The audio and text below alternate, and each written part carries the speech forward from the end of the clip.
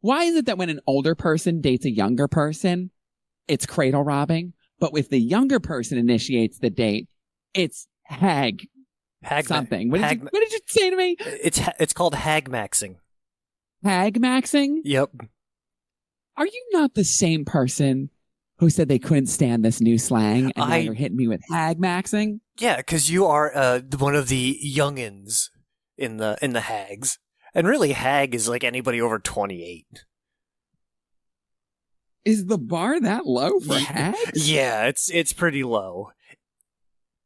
That doesn't seem right. Yeah. Hags started around 28 and then worked their way from there. So what you're telling me is that I became a hag and didn't even know it? Yep. I don't know how I feel about that. You played yourself. I gotta tell you. Didn't even realize you became a hag. Honestly, if I'd known it, I would have had some fanfare. Yeah, it's like the millennials somehow suddenly found themselves old. I don't like it. I don't like how I'm going to be 39 in June. That means 40 is breathing down my neck. I can feel it. I can feel its hot breath on my neck. It is upon you. It is upon me, and not in a fun way. There's an entire reason why I started VTubing, and it's to play into the stereotype of it's just a 40-year-old dude behind the avatar. You play it so well. You just play it so well. I hit the 40 and went, well, might as well do it. Might as well embrace the meme. So that's right. So do you turn 40 this year? That was last year. Ew. Okay, that's what I thought. I was pretty sure you were 3 years older than me. Yep. Do they still call you a hag? I don't know. No. Or is it just women that get called hags? It's just women that get called hags. Naturally, of course. I don't... Fight the patriarchy, kids. Anybody who's over like 30 and it's a dude who isn't 6 foot tall, makes six figures, is just gross. According to the internet. Really? Just if you're over 30 and are not 6 foot tall and make six figures, you're just gross? Yeah, apparently. You know what? In that case, I feel like I got the better end of the stick then. Because at least people still want hags. Like, there's a whole reason. Like that statement, but okay. There's a whole reason why there's a... It's apparently a whole thing where... It's why it's called hag maxing. It's like coming off of the mid-maxing type of thing. Where, like, it is a thing to go after older women. Someone in their early 20s going after somebody in their 30s. Yeah, what happened to cougar? I feel like that has a modicum of respect to it. I don't think so. No? No, because cougars are predators that jump on you from behind. At least it's a proud animal and not a crone, not a bog witch. No, predator. That's better, right? Yeah, ambush. Are you going to tell me that the witch that lives in the bog is an herbivore? She's prey. Is that what you're going to tell me? Yeah, cougars are ambush predators. Trying to get their claws into you. Sink their teeth into you. And so, I mean, there are multiple kinds of predators. What is Hansel and Gretel if not a predatory story? I rest my case. Welcome, everyone, to another episode of today's Theme Podcast. I am your host, Mara. Joining me, as always, is Ashdales. Ew. And Lostronaut. Hello. Thank you for coming back here. If you're new, please hit that subscribe button down below and give the video a like. It really helps us out. Now, gentlemen, today's theme is something that I think is very near and dear to all of our hearts. Everyone has one of these, and it's a favorite cartoon character or a favorite character arc in any of these shows. Personally, Is for me, specifically cartoons or any animated? it can be any animated. Okay. I don't think we need to be too stringent here. For me, I gotta say, I think Toph from The Last Airbender has a wonderful character arc. Yep. As does Sokka. I think actually Sokka's character arc might be a little bit better than Toph's. Yeah. Yeah, I would say that Sokka probably has the best character arc in Avatar, followed closely by Toph. Specifically in the animated version, because they butchered it in the live action. Yeah, like that was the whole thing that everyone got mad about when they're like, "Oh, we're not gonna make Sokka like a womanizer because that's insensitive." That's the whole point of his character arc, is that he was a misogynistic womanizer and then learns not to be. And then realizes that women can in fact kick his ass, and was like, oh, this has challenged my perception of everything. Yeah. Like, he had his beliefs challenged and he changed them and improved as a person. And like that is how to properly address issues like sexism in media. Like you don't address it by acting like it never happened, especially when it's integral to the character's development. Yeah. Like his whole character arc is like learning to put his childish behaviors behind him and learning how to become a respectable leader.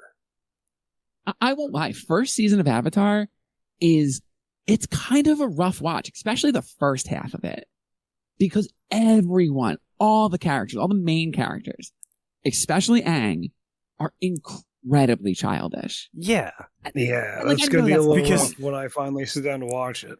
Well, that's because they're all children. Yeah, that makes sense. Yeah. Even though Aang is, 110 years old, he was frozen at 10 years old. You only count outside ice years. He's for that. He's a 10-year-old. He's a child. He's not going to want to fight a war. He's going to want to go and ride the penguins and fly around an Appa. I'm sorry, Lost. Did you just say you haven't seen Avatar? I have not. I've seen bits of a couple of episodes. The Sand Library one was one that y'all were talking about that I actually saw like chunks of that episode, but like I haven't sat down to watch the whole series yet. I feel like we've had this conversation before, but you really need to get on that. It's on the list. There is a significant backlog. I would bump it to the top of that list. It is a recommendation of the highest order that you bump that to the top of the list. I cannot adequately describe to you how this show has the ability to like alter the course of your life. It's one of the best shows ever made. It really is. And I'm like, not. you would think. I'm When I first watched it a couple years ago, like maybe like, I don't know, like 8 years ago. And I will watch it still now as the hag that I am and enjoy every second of it. It's so good. And it's so well put together. I kind of like skip the first season a lot of the times just to get to Toph. When I did my first watch, the only way my friend could get me to agree to watch it was if we skipped the entirety of the first season. Is there an abridged? Honestly, the first season's not super important. I mean, maybe to introduce you to the characters, it sounds like at the very least, but Yep. It's character introduction, character flaws, character World building. develop and setting the groundwork for it. Yeah, but I can honestly say that starting from the second season, I really did not feel lost. There were a couple parts in the fourth season where characters showed up that I had no idea who they were. But it didn't make the plot confusing. It didn't make the actions or what was going on confusing. So I'm going to say something really weird here, but you know how I was a huge Bleach fan, right? Still kind of am. You know I haven't seen past the Bonto arc, right? Oh my god, it's funny you should say that. I can't get through the Bonto arc. Wait, which arc is the Bonto arc? God, it was almost like a full season of filler. Yeah. Yeah, no, it pretty much was. Society? Yes. Okay, yeah. So I recently went back to Bleach and I watched 1,000-Year Blood War, the first part or series of 1,000-Year Blood War. Okay. So I ended Bleach was when Yurichi and her vice captain made the stupidest move in all of anime history by not slitting Aizen's throat when they literally had him. And he gets away and they follow him into Hecamondo. After that, I was like, I don't care about any of this. And now 15 years later, I watched 1,000-Year Blood War and I am not lost. It honestly kind of almost assumes that you didn't watch any of the arcs in between. I mean, I didn't, so it sounds perfect for me, apparently, because I think the last bit that I did watch was Aizen was hiding in that underworld, whatever, I can't remember what it was called, but it had the very hostile everything. But yeah, and he had all they were what were they called? Yeah, I'm completely blanking on what those enemies were called, but the huge ones that would come out, just rip the sky open. They had, right? Because half of those guys were made out of hollows. That's it, hollows.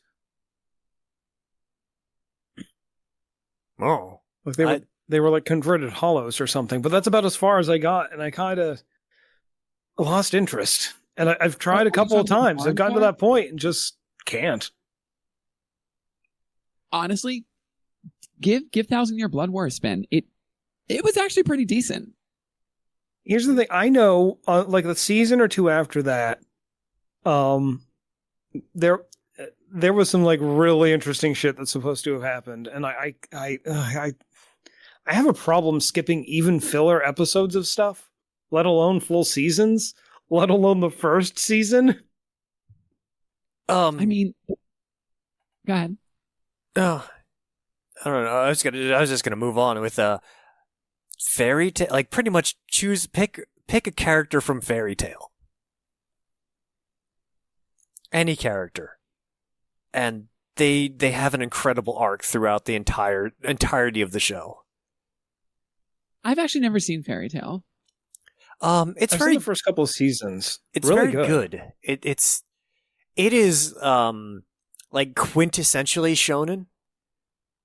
Very much the power of friendship and let's be buddies, and there's a lot of talk no jutsu and a lot of fighting and comedy.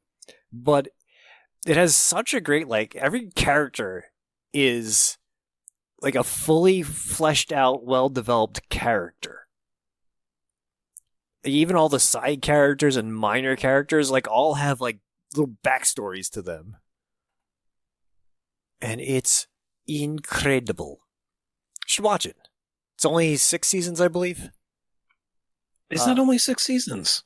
I think so. I think it's only 6 seasons. How do you just casually drop an only in front of 6? Because I've got one anime as an example for you, One Piece. Okay, how many? What are they? 1,200 episodes now. How many seasons is that? Tell me. Yeah, pick another shonen anime. And how many seasons is that? There's 26 seasons of Bleach. How many? Hajime no Ippo is like how many chapters of the manga? Because they kind of stopped doing the anime. Yeah, just pick a shonen anime, and it just keeps going and going. How many seasons of Dragon Ball are there? Only what series of Dragon Ball? pick one. Because Toriyama keeps going back and be like, nope, that didn't happen. Let me redo that and add to that story. I'm going to hold your hand while I say this. Toriyama's dead. That's right. Toriyama's been dead. It doesn't change the fact that he was doing that too before he died. Does the family know? We're not breaking hot news, are we?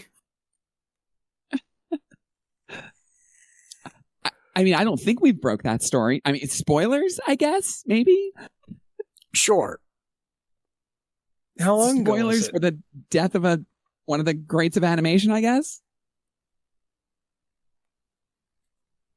Personally, I think an asterisk belongs there because I'm going to get a lot of hate for this. Toriyama's kind of a one-trick pony. He only has one character design. Yeah. I was watching a short or something like that, and if you take the base character and take the hair off of all the characters in Dragon Ball, you can just swap hair to hair and just and have a different character. 368 days ago. It's all the same character. All the males are the same character, just with a different hairstyle. What other? Oh, it's just on the tip of my tongue. Oh, here's one that might be a little controversial. Vash the Stampede. You know, that was mine. I was gonna bring that one. Oh, were you really? Yep. I'm thinking about that, and I think he's a really overrated character. Really? Yeah. I mean, he can be overrated. He's still one of my favorites. Trigun was carried by all of the supporting characters. Oh, that's a bold statement, sir. I don't know if I agree with that. I don't think Vash is as good as everybody remembers him to be. He was carried by his supporting cast. I'll be that guy. So are you positing that Wolfwood's story, like character arc, was better than Vash's? Yeah. There's a reason why I have a Nicholas D. Wolfwood statue and not a Vash the Stampede statue. I used to have a Wolfwood statue years ago. I was literally about to say, what did Wolfwood do that showed development? And then I was like, oh, he was literally a double agent. So yeah. And then died a good guy. Like, and made the sacrifice.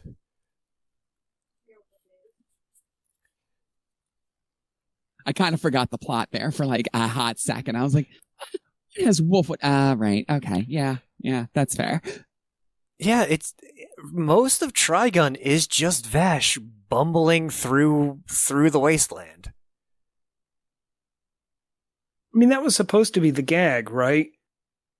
I don't agree with that though, because like once you hit about, I don't know, halfway, 2/3 of the way through that series, it is as serious as a heart attack, even Vash.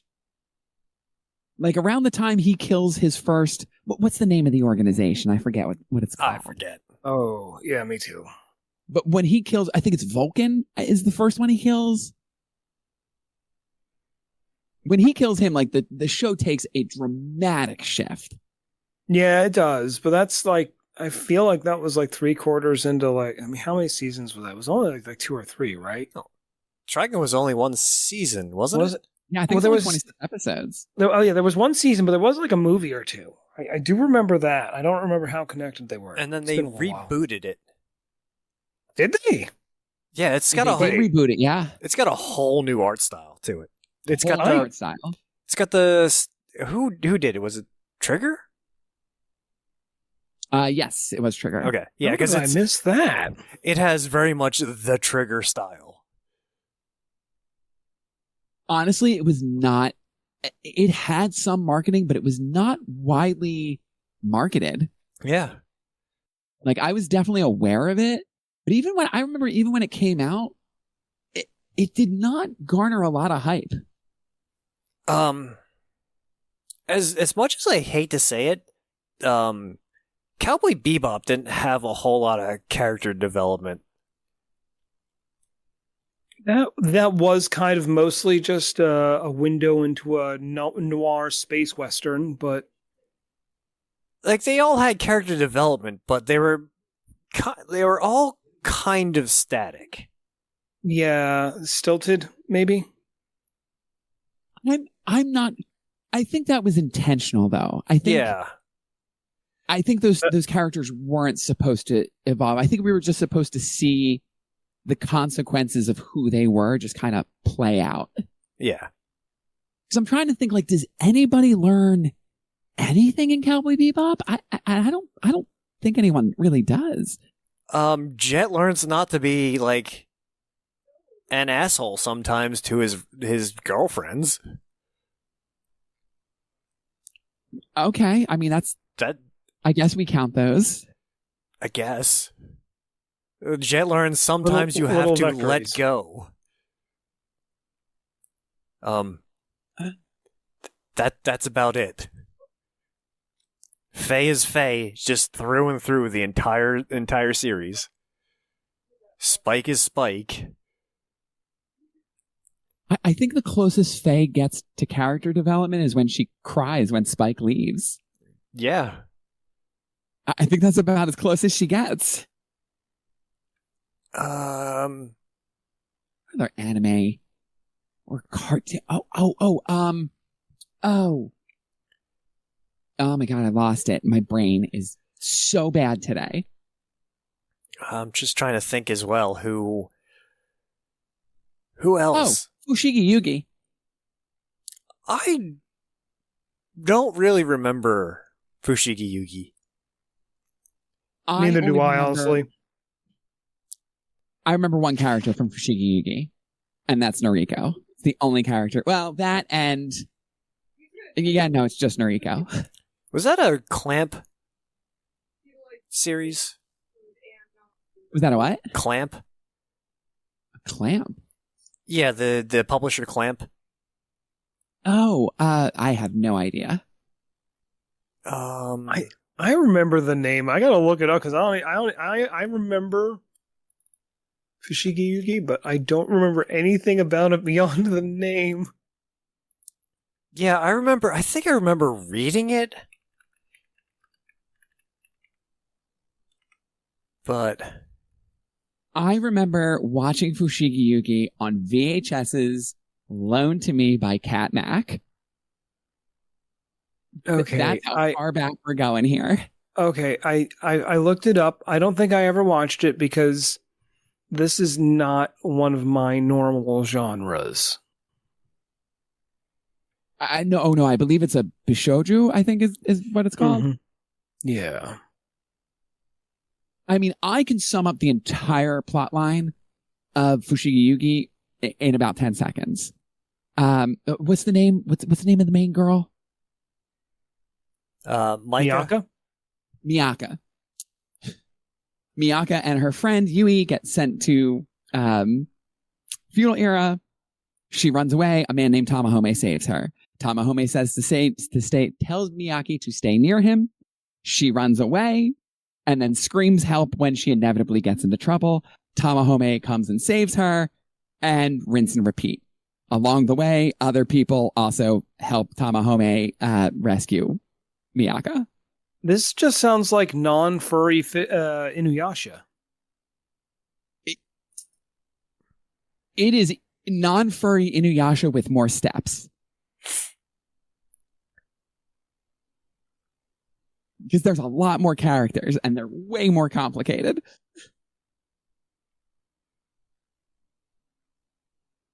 Like, Noriko was the first time I'd ever seen a character in any form of media represent a gender different from what they were born as. Because for the first, I mean, I would say 75% of the show, Noriko is a super strong woman. And then 75% of the way through, she gets mortally injured and they kind of move on it. And you find out that she was born a boy. And in the final battle, she dies. And in the second series, I think it was the OVA series, she's reborn as all the Seiryu warriors were. Only this time she was reborn properly as a woman.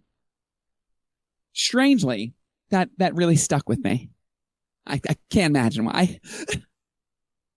No idea why.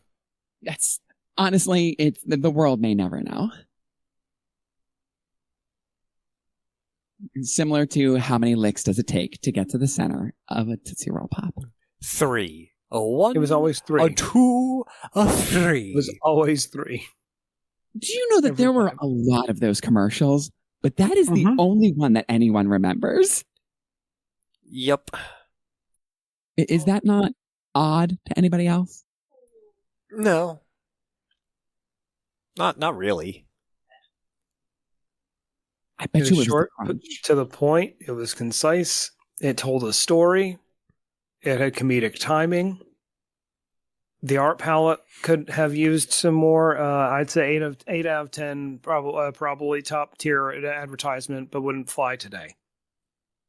I'm sorry. Did you say the plot?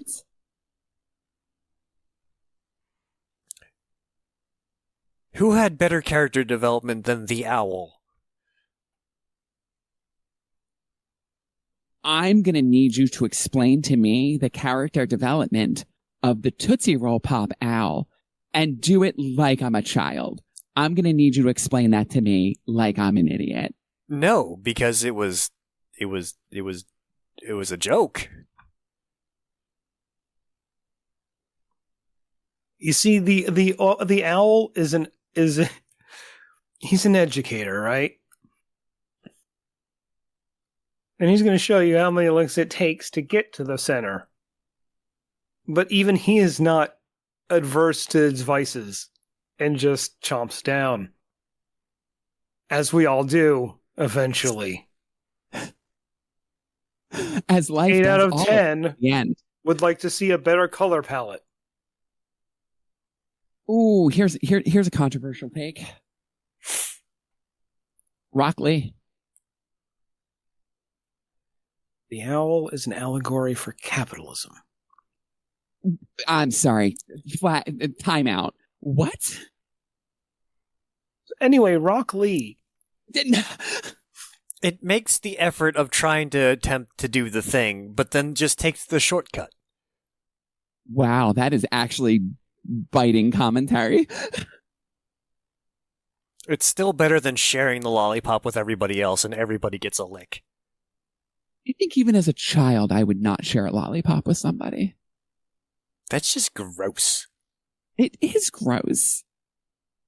And I mean, the true irony of that is, you won't share your lollipop with anybody as a child, but give it 20 years and shoving your tongue down strangers' throats. Not really all that different. Still kind of gross. Still gross. And it turns out the lollipop was owned by the state, and you licking it sends you to the gulag.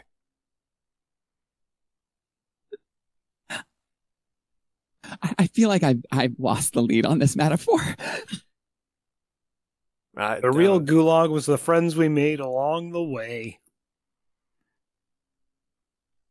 So Rock Lee. Now, I say this and that it will be controversial because Rock Lee throughout the entirety of Naruto did not really do anything. He humiliated Sasuke and Naruto at the beginning of the show. Had probably one of the greatest fight scenes in an anime ever against Gaara. Got mortally injured, recovered, fought a character that people barely remember named Kimimaru, and then kind of just faded into the background. And he was just kind of a bro.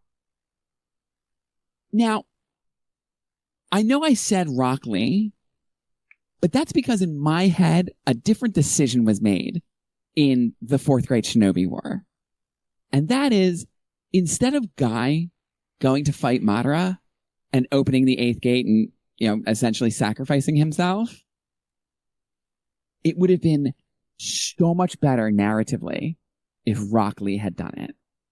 And instead of Naruto saving Rock Lee, like Rock Lee actually died. Like the stakes were real. But they can't have real stakes in a shonen anime. I'm worried I'm going to hurt your feelings. I've never seen Naruto.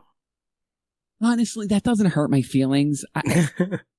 It doesn't. I mean, like, I get it. Especially if you go back to the early seasons, it's a little bit of a rough watch. Yeah, I remember it not being my thing, which, didn't quite grab Honestly, me. Had I not been downloading Naruto fan subs as they were released on Japanese television, I probably wouldn't have the same level of affection for the show as I do. Yeah. I also think it was just because we're younger and we just unironically enjoyed those types of things. Now as I get older, I just can't get into shonen animes anymore because they're just too long. They're too contrived, and it's all about the power of friendship and talk no jutsu. And there aren't ever real consequences. Nothing's really at stake. It's like every single manga I try to read and pick up and read, it's especially a lot of the isekai ones where they get sent to a medieval fantasy world where, it's medieval times, people die all the time. Just dropping like flies left and right.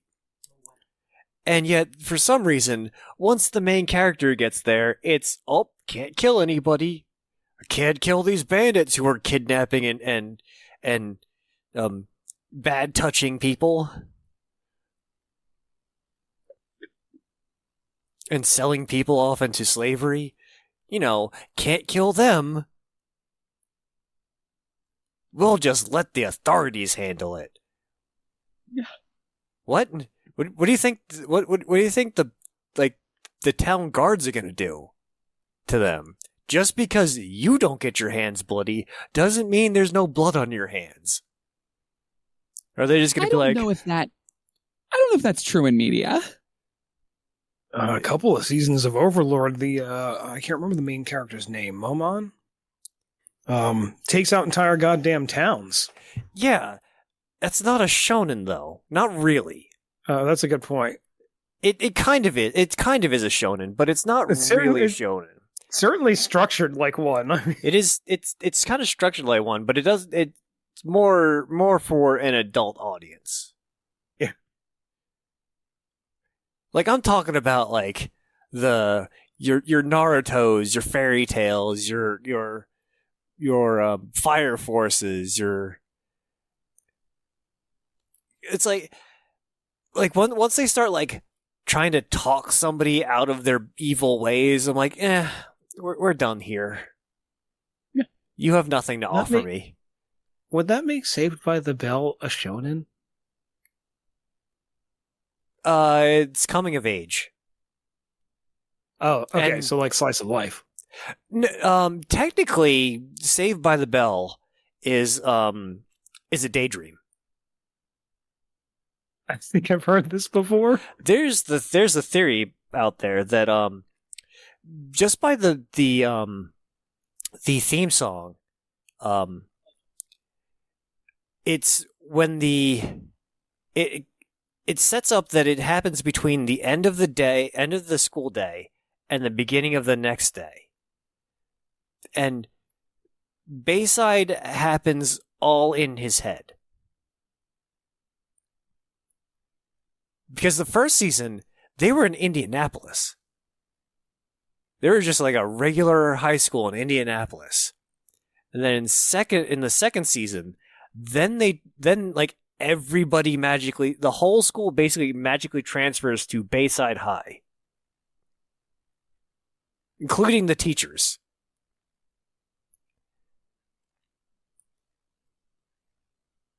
So, and that's the only reason why Zach has the timeout superpower, which is the best superpower. Fight me on it. Yeah. Oh yeah, because he does the fourth wall breaks where he like, Yeah. like that's is that the origination of the record scratch? Oh, hold up, like sort of like fourth wall break meme thing. No, that was what I could swear there was, it happened in the 80s. Okay. And there's probably examples of like the fourth wall break besides like Deadpool and Ferris and Saved by the Bell. All right, there was a fair amount of that in Ferris Bueller's. I do remember, yeah. Yeah, I'm struggling to think of any other movies that have that in it from any time period, actually. But like, it's one of those weird things that when you see it, it's like, oh, huh. And at least for me, any of the comedies that spiked the camera. Yeah, I mean that's true. But yeah, Zach Morris is fantasizing the entirety of Saved by the Bell from the second season onward. It all exists in his head. That's a downward spiral of a character arc. Yeah, that character actually gets worse as the show goes on. Also, nobody can not convince me that he's the villain of that show. Yeah, it makes sense. There was a series that was like Zach is Zach is a douche, and it just goes through like episode by episode where really all the main points of contention and conflict in the show stem from Zach, and it kind of pulls the wool over your eyes because he's also the narrator. Because it's a daydream. So it's like a story of him making his own problems for himself and ultimately having to defeat them? I think it's a story of him playing out the role as a god, a vengeful, angry trickster god. Canonically, he is stopping time when he narrates. Yeah. The timeout. I'm just trying to think of who else has like some good character work with them. You know, we did mention her at the top of the episode, but we did kind of breeze past Toph. Much like how Sokka is how you address issues like sexism and misogyny in media, Toph is the perfect way and example of how you address disabilities and characters that have them. Yep. And like all the insecurities that come with it and all the like the projecting that happens. Mm-hmm. And also like while Toph is probably the most outside of Aang, probably the most capable member of Team Avatar, she's faced with her limitations. And while she doesn't back away from them, she does accept them. Yeah. And it's never woe is me or anything like that. Yeah. Like it's such a short kind of moment, and it's a quick short line that she says. But it's in like I think it's either the second to last or the last episode when Ozai is, burninating the countryside. And Sokka, Suki and Toph get on a Zeppelin, and you just see it's a shot of her face and the light of the fire is dancing across her face, and she goes, "That's a lot of fire, isn't it?" And like the way the voice actress delivered that line, she can't see it, but she also does. And she's afraid because she can't see it, but knows it's there. Because she can feel it through the walls of an airship. Because she was inside the airship, wasn't she? Or was she out on like the scaffolding? I think she was out on the scaffolding. But still, That's got to be a lot of fire to feel it from that far away. Oh, you know what? I feel like we might be doing Zuko a disservice here. Yeah. Once again, pick a character from Avatar. And honestly, Zuko doesn't have a character arc. Zuko has a character roller coaster with a redemption loop-de-loop. Like, Zuko is an almost perfect redemption story. Oh my God, why can't Katara is a prime example of how to show a strong woman. And actually the development and creation, not creation, but I guess the development would be the right word. Because much like many of the other characters, like, Katara's kind of, what's the word I'm looking for? Full of herself. Unjustly so. And it's not until she goes to the other tribe that is really misogynist and she gets turned down by their master for training that she kind of locks in a little bit. I think that's like halfway through the first season. Yeah, when they go to the Northern Water Tribe and she tries to get Paku to teach her. Yeah. And he refuses because she's a Goyle. And then basically from that moment, like, for Katara's obvious flaws, like her mother dying, she does, from that moment, she does subtly gain more and more justly deserved confidence. And because she gains actual confidence, not false confidence. Yeah, because it was mostly bravado before gaining the like actual confidence, because that's really what it was, because all the men went off to fight and they all like died, and so it was like everybody left in the tribe was just women and young kids. So she really just had to like step up in the role in a basically just a kind of like secluded tribe. So she didn't really have any any real world experience. So she had to like make it up as she went along, as far as like confidence, and it came off as bravado. And when she was finally confronted with, the real world, kind of slapped her down a lot. I mean, one of my favorite moments in the show, in regards to Katara, is when she takes Zuko and is like, "You're coming with me, and I'm doing this." And she goes to go kill the man that killed her mother.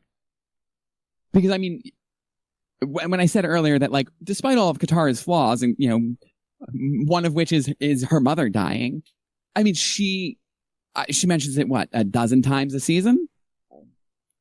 Something like that. And then she finally gets there. She gets to her mother's killer. And doesn't kill him. Lets him live. To the surprise of almost herself. I am still disappointed that we never got a Zuko and Toph episode. Everyone else got their adventure with Zuko. We never did we? And they make a comment of that in the show, too. Where Toph goes, it's my turn. It's my turn to have a life-changing adventure with Zuko.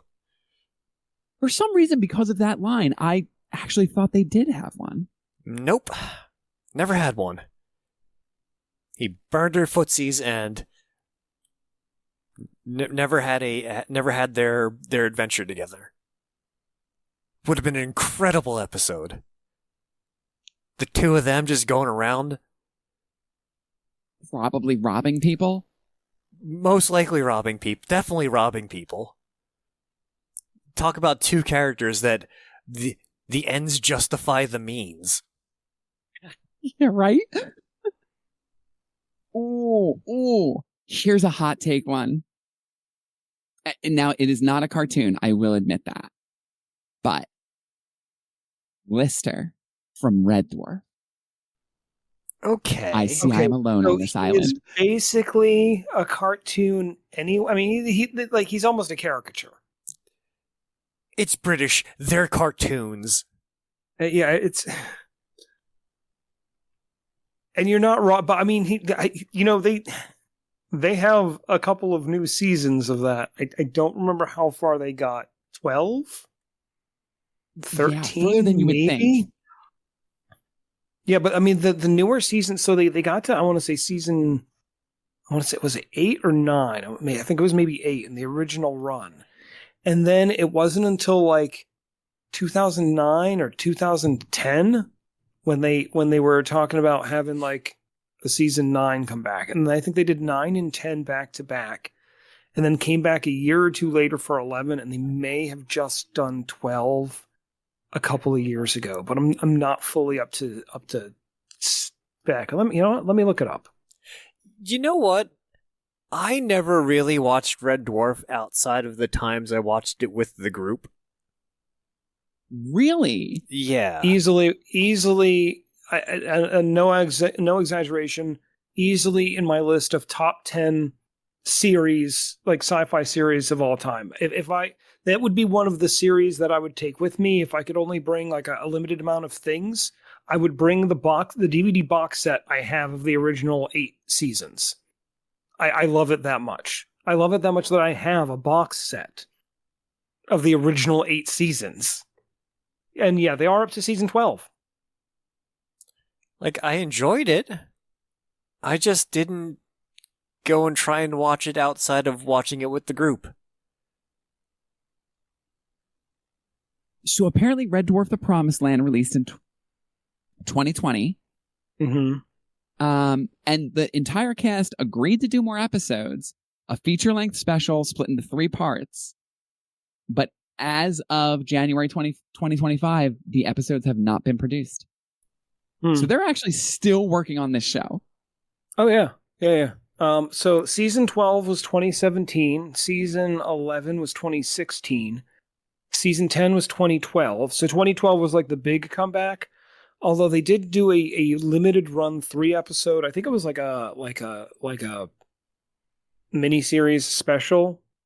3 episode special in 2009, Back to Earth. I think that's kind of what brought it all back, because the series 8 had ended a decade prior in 1999. Now, bringing it back to character development, there's a reason I said Lister. Because when Red Dwarf starts, I mean, he's a space bum. There's really no other word for it. He's a space bum. Mm-hmm. And around the time where I think it's the episode with the Inquisitor, where the Inquisitor takes the form of whoever they are inquisiting, questioning, judging. Right. And Lister goes back to his old tried and true, like, oh, I'm just a up space bum. Whatever. And the Inquisitor, as Lister, is like, no, that's not going to work on me, because I'm you, and I know what you're capable of. And then fast forward a couple of seasons, like from that point, the character is a little different. And then you get down around to Paradox, and you see Lister start to understand like his place outside of time as his own paradox. Oh yeah, spoiler alert for a 40-year-old series. We have spoiled so many series in this hour. And all of them at least 20 years old. I don't think we have anything to worry about. You know what? If we spoiled any of the shows we discussed today, bill me for personal damages. Go ahead. I will receive your invoice. That would mean people would have to engage with us. Do it. Look, what do you think I'm trying to do? Speaking of character development, character engagement. Gene Starwind from Outlaw Star. That was another one I was going to bring up. Another one season wonder. Really, it really good only show. needed one season. It really really no, did, you're yeah. not wrong. It really did only need the one season. I don't think there was a whole lot of places they could have gone. Yeah, so I'm he surprised just that you went Gene Starwind and not Suzaku. Suzaku. You mean Or not Suzaku. Suzuka? Suzuka, yeah. Yeah, Jean has more character development than Twilight Suzuka, because her character once again is also kind of static. Like she goes from the killer for hire to one of the crew, one of the ship, one of the crew. But she's just like part of the crew, but like just kind of does her own thing a lot of the time. Where Jean's like, once again, like the womanizing, lackadaisical, kind of goofball, like odd jobber at the beginning of the series, and then by the end he becomes like a real like responsible space pirate, saving the galaxy while firing black hole guns. And using quite possibly the most unique weapon I've ever seen in media. Like, I have not seen anything that has copied this, mimicked it, or was even close to being representing it in any way, which is the caster gun. Such a cool idea. I have used that concept in 2 separate tabletop RPG games. In fact, the last time I got to play, I was playing an Artificer, and I was kind of able to work with the DM to work out sort of, hey, so this is kind of what I'm going for. It's really just and it was more just an appearance thing than anything. So we found a way that made it work. But that was very much like like I built my character kind of around having something similar in a lot of ways. Because like the trick was I could make scrolls anyway. So any spell I could make into a scroll, I could then make into a shell. Yeah, you just treat the shells like scrolls. Yeah, it's not that hard to adapt. Yeah, exactly. I mean, there's still a limited quantity. It's still very almost prohibitively expensive to make in some cases. The rarer ones are going to be a pain in the butt, but it's not out of the realm of feasibility. I think that's why that weapon in particular really surprises me, because like it's such a cool concept that you would think you would see it replicated in other places, you know? I kind of, one of the things that I really, really liked about that design was the scarcity and the randomness of the shells. You know, like, but there was a system to it. Like, you know, there were enough of them out there that there was a known numbering system with a roughly known quantity for this, that, or the other. And that just came down to the artist that made them, which is just a really neat sort of cool concept, especially being magic gun. I did really like how, like, sometimes you would know what spell was in it, and sometimes Gene would put one in there and be like, I hope this is something that's useful. Which one's that? No clue. Click.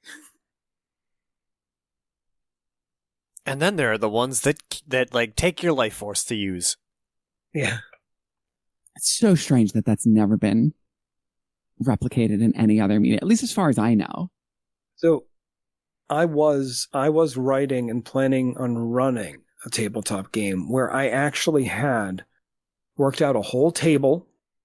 I had written out a whole bunch. God, I must have done 40 or 50 of them easily. Where I had a rough idea as to what shells were available, what they did, the background behind them, the original creator, stuff like that. For a lot of them, not all of them, obviously. Some of them are going to be a little bit more mysterious than others, and that was just a lot of writing for like one weapon. But this was sort of like just a neat sort of. I was going to run the game anyway, so I was going to have it if it ever got used, you know? And like I actually had the whole thing written out, and there were a couple of changes, a few tweaks. It was a Deadlands Weird West game, which tell me that doesn't fit. Tell me that does not fit. Like like a Lamat pistol, you just throw a slug in the shotgun round part of a Lamat pistol. Tell me that doesn't scream caster gun. And that's exactly what I was doing. Not only is that like a perfect fit, but what a great setting. I forgot that Deadlands even existed. What a perfect setting for that concept too. Bruce Campbell is said to have based his was that Briscoe County Jr. Character off of sort of like, I'm sorry, no, the other way around. He wrote the foreword for the player's guide. He has been found running and playing Deadlands at certain conventions as Briscoe County Jr. Yeah, he's a big fan. That was the way I found out about it, and then I got into the setting, and I was like, oh, this is Weird West with like magic and like just diesel steampunk. Okay, yeah, yes. And this was before steampunk got like super played out, like way before it got super played out. So, and this was more of a setting than just like, gluing gears onto things. But like there's a little bit of that, being that it's that sort of age, but like Western. But yeah, it was that setting that I'd written that gun for. So I never got to run it. I never got to run that game. It always fell through.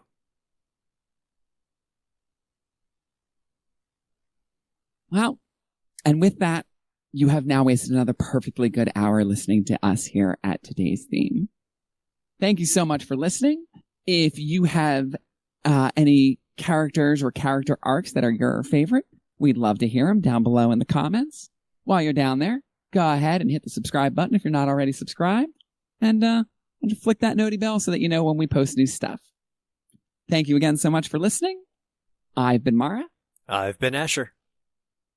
I've been Lost. Stay arcing, cheese bags.